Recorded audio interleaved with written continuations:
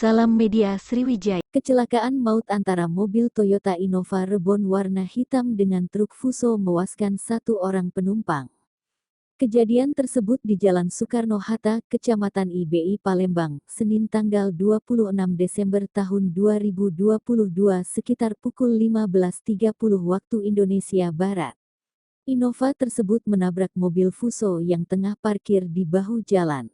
Kondisi mobil setelah menabrak truk tersebut ringsek rusak parah pada bagian depan hingga bagian tengah. Pada bagian kursi belakang terlihat ada satu bantal yang masih ada di kursi. Terlihat bagian depan mobil Innova mengalami rusak parah, yang mana bumper sudah tak terbentuk dan pintu mobil juga sudah rusak parah. Akibat kejadian tersebut ruas jalan dari arah Simpang Alang-Alang lebar menuju Simpang Macan Lindungan macet total.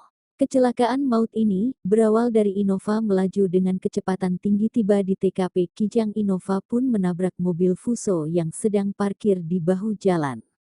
Satlantas Polrestabes Palembang yang tiba di TKP langsung mengevakuasi korban meninggal dunia ke RSMH Palembang termasuk sopir Innova yang mengalami luka berat. Identitas kedua korban masing-masing Mustar Nopriansyah, 33, warga Perum Pesona Indah, Kecamatan Gandus, Kota Palembang. Saat kejadian Mustar sebagai pengemudi mobil dan kini selamat dari maut dan mendapatkan perawatan intensif di IGDRS Siti Hadijah, Palembang.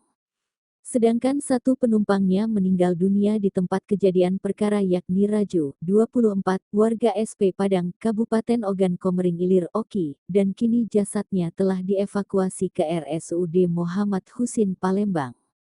Sedangkan spoir truk Fuso dikemudikan Edi Kurniawan, 40, warga Jalan Kancil Putih Pulau, Kelurahan Demang Lebar Daun Palembang.